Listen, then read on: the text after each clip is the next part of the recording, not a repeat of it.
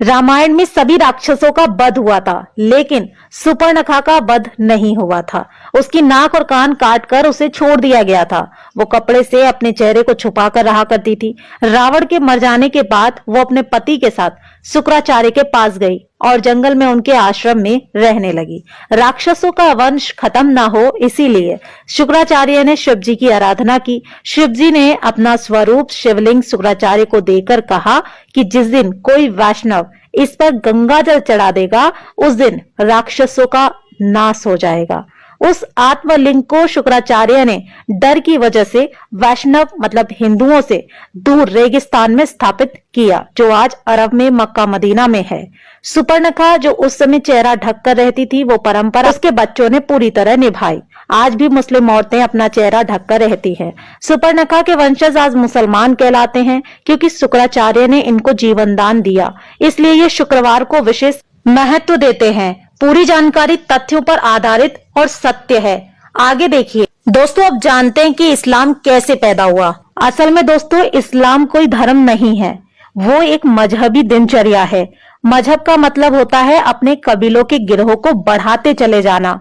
ये बात सभी जानते हैं कि मोहम्मद मूल रूप से अरब का बासी था। अरब देशों में सिर्फ रेगिस्तान ही पाए जाते हैं, वहां जंगल नहीं है, पेड़ भी नहीं है, इसलिए वहां मरने के बाद जलाने के लिए लकड़ी ना होने के कारण जमीन में दफन कर दिया जाता है। रेगिस्तान में हरियाली नहीं होती, ऐसे में रेगिस्तान में हरा चटक रंग देखकर इंसान चला आता है, जो कि सूचक का काम करता है। अरब देशों में लोग रेगिस्तान में तेज धूप में सफर किया करते थे, इसीलिए वहां के लोग सिर को ढकने के लिए टोपी पहनने लगे, जिससे कि लोग बीमार ना पड़े।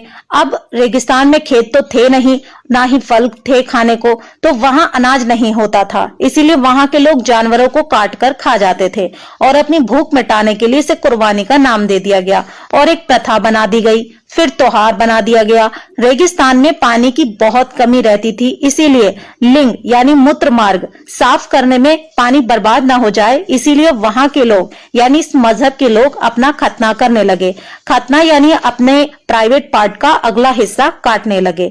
सब लोग एक ही कबीले के खानाबदोश होते थे, इसीलिए आपस में भाई बहन ही निकाह कर लेते थे। रेगिस्तान में मूर्ति बनाने के लिए मिट्टी मिलती नहीं थी, जिसके कारण इन्होंने मूर्ति पूजा को अपने कबीले में यानी अपने मजहब में खारिज कर दिया। एक जगह से दूसरी जगह जाना पड़ता था, इसीलिए कम बर्तन भी रखते थे। एक ही थाली में 5 लोग मिलकर खाना खा लिया करते थे। कबीले की अधिक से अधिक संख्या बढ़ाई जा सके, इसीलिए हर एक को 4 बीबी रखने की इजाजत दी गई थी। अब समझे, इस्लाम कोई धर्म नहीं, मात्र एक कबीला है जो सिर्फ जनसंख्या बढ़ाने के लिए बनाया गया है, और इसके नियम असल में इनके सिद्धांत नहीं, इनकी दिनचर्या है। सबसे बड़े लुटेरों को खलीफा और अन्य बहुत सारी उपाधियां दी जाती थी ताकि उनका कबीला बढ़ सके।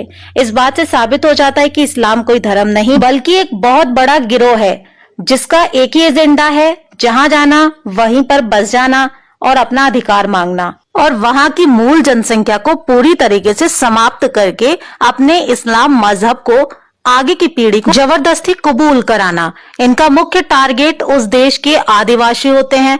जब तक ये उन आदिवासियों के बीच कम होते हैं, बस तभी तक ये अपनी जनसंख्या बढ़ाते हैं। जब इनकी जनसंख्या उस जगह के मूल निवासियों के 1/3 या बराबर हो जाती है, तब ये धर्म परिवर्तन कराकर रातों रात 2000 से 2 लाख मुस्लिम की योजना पर काम करते हैं।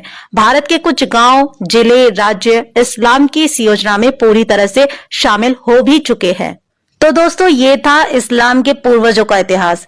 इनके पूर्वज कौन थे? इनके पूर्वज ही राक्षस थे। इसीलिए दोस्तों, मुसलमानों से देवताओं और धर्म वाली उम्मीद करना बिल्कुल बेकार है।